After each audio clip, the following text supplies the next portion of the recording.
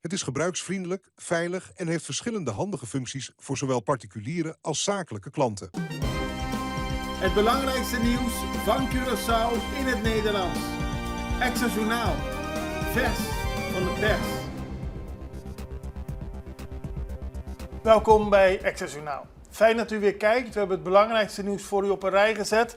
En we beginnen met het bericht dat Eriks Adventure Tours een hoger beroep heeft verloren. Het gaat over een zaak waar de afgelopen dagen veel aandacht voor was. Het bedrijf van Eriks ATV Adventures bij Baporki Bra. Zij bieden toeristen de mogelijkheid aan om all-terrain vehicles Curaçao te ontdekken. Maar ze bevinden zich op een terrein dat niet van hun is, dat illegaal gekraakt is, zo zegt minister Cooper. Eriks Adventure Tours is in hoger beroep gegaan, maar vanochtend heeft de rechter bepaald dat het hoger beroep is afgewezen. En dat betekent dat Eriks Adventure Tours daadwerkelijk weg moet van het terrein. Er is geen gerechtelijke mogelijkheid meer om daar te blijven. Het gerecht heeft bepaald dat het beroep ongegrond is. Het verzoek om een voorlopige voorziening wordt afgewezen. En het verzoek om een ordemaatregel te treffen wordt ook afgewezen.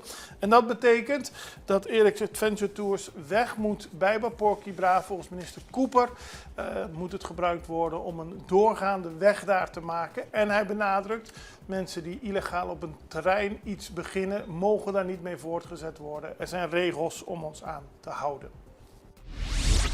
Cooper wil nog rectificatie van CFT.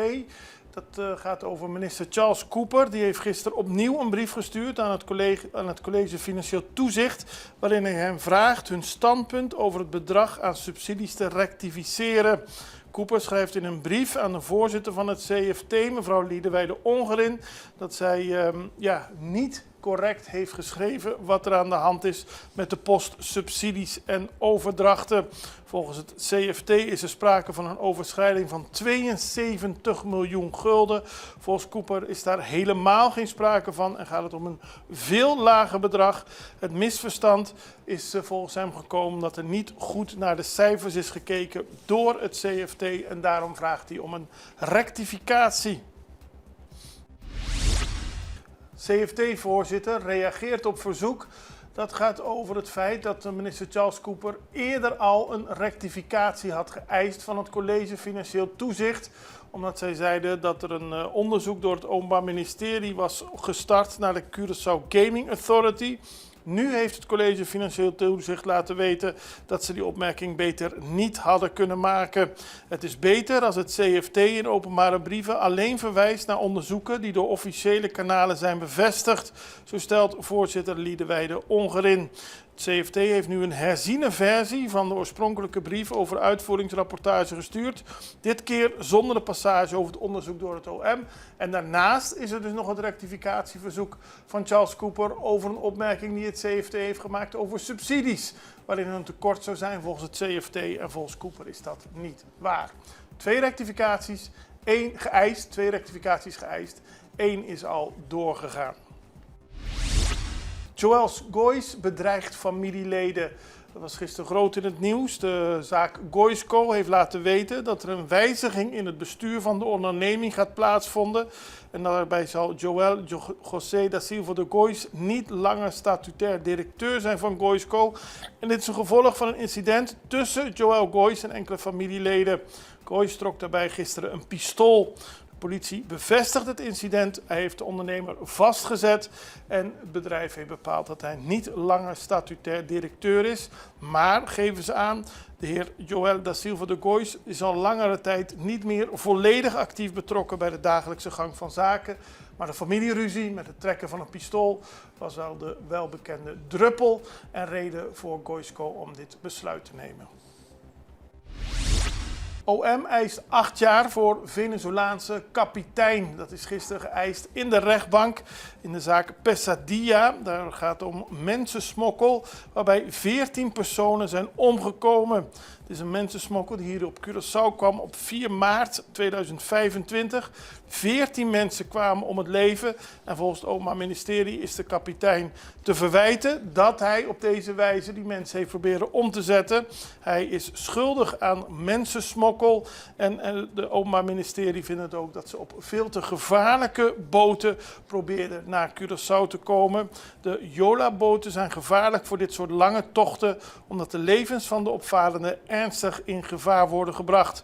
En in een van de dossiers was een foto te zien van de boot waarop personen te zien waren waarvan het lichaam deels onder water hing.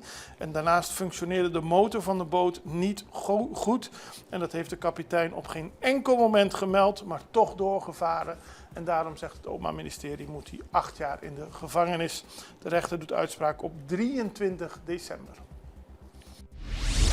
Kerk op Bahia Beach moet verdwijnen. Extra sprak gisteren met de heer Martina. Die houdt al 15 jaar kerkdiensten in het gebouw op het terrein van Bahia Beach. Maar hij is nu bezorgd omdat hij heeft vernomen dat het gebouw niet langer gebruikt mag worden. Hij gaf aan dat 2 weken geleden iemand met een loader naar de locatie kwam en 2 gaten groef met de bedoeling om palen te plaatsen en vervolgens een ketting aan te brengen, zodat niemand het gebouw bij Bahia nog zou kunnen bereiken. Hij betreurt, de heer Martina, de manier waarop er met hem wordt omgegaan, omdat hij al 15 jaar geleden persoonlijk heeft gesproken met de gedeputeerde van die tuin, Charles Cooper, en die gaf hem toestemming om de betreffende ruimte te gebruiken. Nu is Cooper minister, maar volgens Martina moet hij dus weg en dat baart hem zorgen. Hij heeft ook al contact opgenomen met minister Pisas. Die heeft laten weten dat het toerisme momenteel groeit en dat daarom ook Bahia Beach ontwikkeld zal worden. Pisas vraagt vergadering over AOV aan. Meer nieuws over de minister-president. Hij heeft een brief gestuurd aan de parlementsvoorzitter Virginio Braunbil om een vergadering over de AOV te houden. Die stond gepland voor december, maar volgens Pisas is het beter als die volgende maand, januari 2026, zal worden gehouden. Tijdens een gesprek met Braunbil heeft Pisas dat al aangegeven. En nu heeft hij ook een brief geschreven aan de statenvoorzitter om dit daadwerkelijk te plannen. Dan horen we dus meer over de plannen van de regering, over de AOV en de aanpassing. Er is indexering en verhoging gevraagd door de gepensioneerden. En iedereen kijkt uit naar de beslissing van de regering op dat terrein. Wij gaan even naar een break. We zijn zo bij u terug. Você aqui com a Dushi, ora botem a liberdade de determinar bo futuro. Na momento que você sentir claro para comprar casa, é profissional na Banco de Caribe te oferece guia sem igual. Sala espacioso, cozinha bom equipa, curral grande turnoflor e piscina para baixo calor. Esse é o poder de por escolher consciente e sem limite. Hopi Dushi. Traga você via WhatsApp na 432-3000. Banco de Caribe. Extra in Nederland. Van Amsterdam tot Arnhem, van Groningen tot Maastricht. Extra is erbij. Volg Extra Digitaal en blijf op de hoogte van de belangrijkste ontwikkelingen in Nederland. Extra Digitaal is te zien op verschillende platforms en kanalen zoals WhatsApp, YouTube, Facebook, Instagram en ook TikTok. Wilt u ons op de hoogte brengen van een evenement of iets doorgeven? Neem contact op via WhatsApp, e-mail, Facebook of bel gewoon 06 1364 2945. Volg of abonneer je op Extra Digitaal. Klik aan en volg ons. Vamos celebrar com Extra su 50 aniversario. Com un tremendo super mega campaña 50 años. Regalando más de 50.000 florines en premio. Entre otros, pasaje y estadía en Holanda para 2 personas. Estadía de Hotel Sandals, microwave, stove, frigidaire, cama, bondi gasolina, bondi comida y hopi más. Premio principal, un auto Kia Picanto. Busca Bocorán Extra tu día, subir de website www.extra.cw y participa para Botadeno. Suerte! We beginnen met koning Willem-Alexander.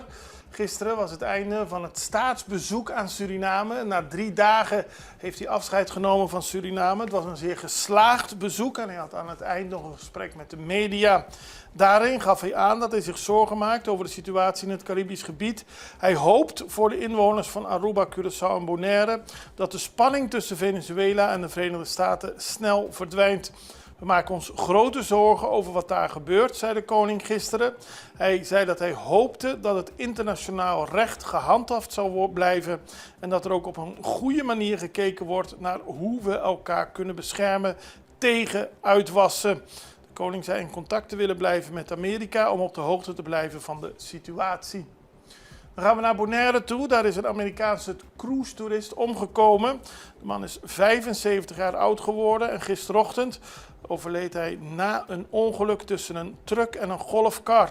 De man was dus 's ochtends met een cruiseschip op Bonaire gekomen, reed rond op het eiland in een golfkar en daar kwam een aanrijding van met een truck. Zowel de chauffeur van de golfkar als de passagiers raakten gewond, kwamen op de weg terecht. Ambulancepersoneel heeft de reanimatie gestart van een van de slachtoffers en later naar het ziekenhuis gebracht.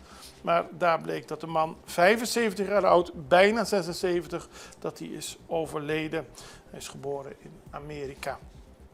En dan gaan we naar Gabriela Obispa. Ze heeft een boek geschreven en dat boek gaat over AI. Nou, dat is interessant, want wat is AI precies? We horen er heel veel over en we vroegen aan Gabriela Obispa wat precies door haar als AI wordt beschouwd. Het boek heet Niet onze AI, voorbij de belofte van Big Tech. Ze heeft het geschreven samen met Laurens Vreekamp. En Gabriela Obispa, geboren op Curaçao, getogen op Curaçao, woonachtig in Nederland. Die is technologie-jurist en ze is werkzaam als projectleider AI, ethiek en rechten bij de politie in Nederland. Aan haar dus de vraag, de eerste vraag van dit interview, wat is AI precies? AI is wel een containerbegrip. En ik begin gelijk met de opmerking dat AI meer is dan ChatGPT. Want veel mensen kennen we allemaal, hè? Ja, dat kennen we allemaal. Maar het is belangrijk om die verschillen te kennen. En AI is eigenlijk heel simpel. Het maakt voorspellingen op basis van wiskunde en statistiek. En het heeft eigenlijk het doel om menselijke intelligentie na te bootsen. Dus een stukje van het zelfvermogen om te leren.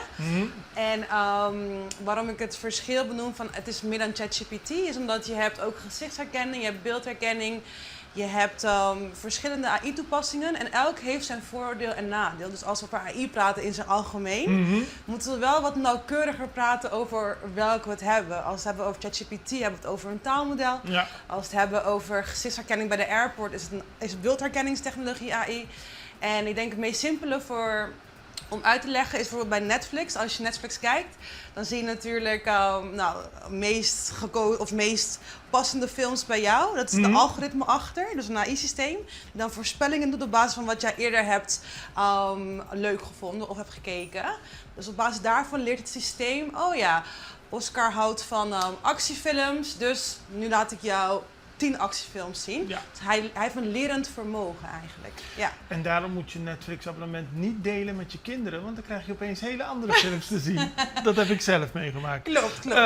Maar je hebt nu een boek geschreven, samen met Laurens Vreekamp. Dat legt ook meer uit wat AI precies is? Ja, we hebben het wel benaderd vanuit een sociaal-maatschappelijk perspectief en iets minder over de techniek, omdat vaak het gesprek over de technologie gaat.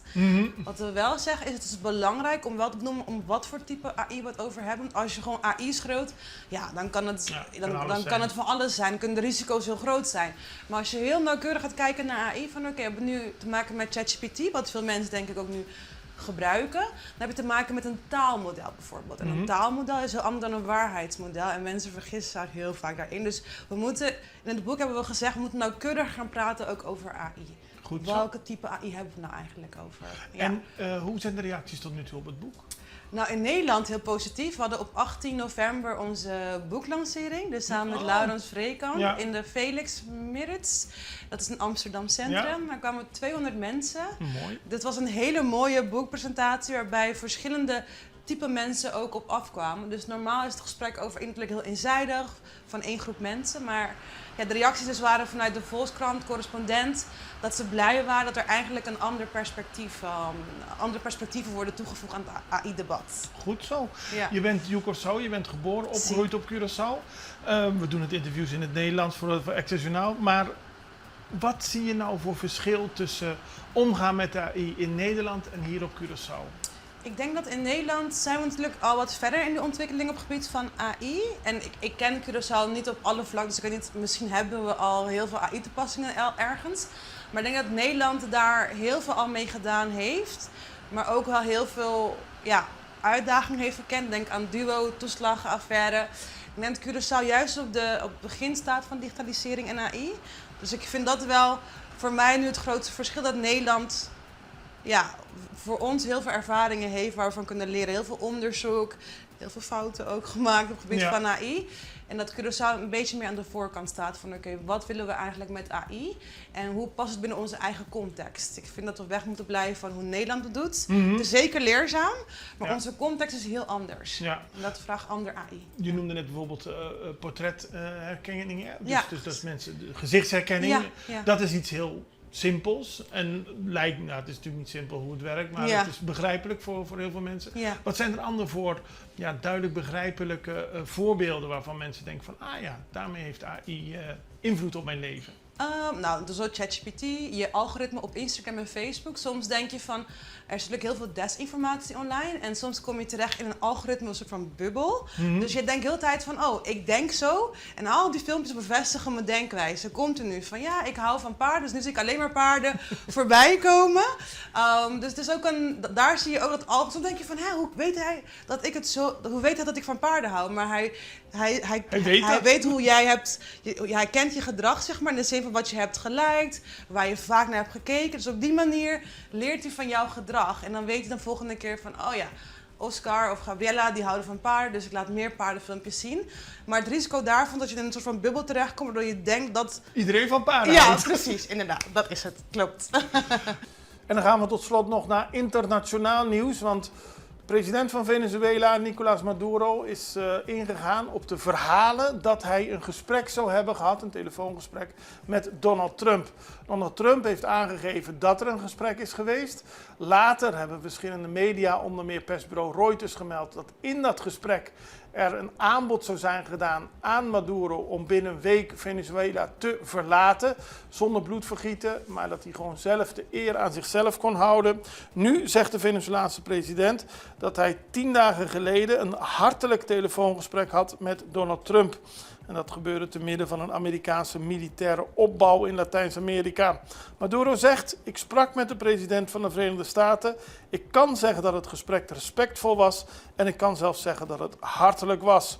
Als dit telefoontje betekent dat er stappen worden gezet richting een respectvolle dialoog, staat tot staat, land tot land, dan verwelkomen we dialoog, verwelkomen we diplomatie, want we zullen altijd vrede nastreven. Hij is dus niet ingegaan over een vermeend aanbod van Trump. Trump heeft er zelf ook niks over gezegd in de media. Hij liet onlangs tegenover Amerikaanse journalisten weten, ik zou niet zeggen dat het gesprek goed of slecht verliep. Het was een telefoongesprek. Maduro zag het iets hartelijker, maar er wordt in ieder geval gesproken. We houden het voor u in de gaten, net zoals we al het nieuws voor u in de gaten blijven houden. En dat doen we morgen weer. Ik hoop dat u erbij bent. Tot ziens. Dag.